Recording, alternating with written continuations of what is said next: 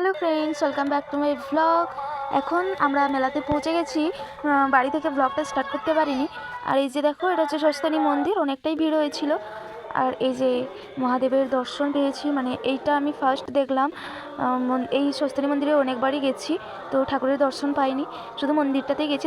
মন্দিরের এই ঘন্টাটা বাজাতে কাকে কাকে ভালো লাগে অবশ্যই কমেন্ট করে জানাবে। আমার ফোনের চার্জ শেষ হয়ে গেছে, ওই জন্য আমি ফুচকা খেলাম, কিন্তু ফুটেজটা নিতে পারিনি। আর এখন ঘুগনি খাবো, তো দেখো তোমরা। এই ঘুগনিটা হচ্ছে 20 টাকা।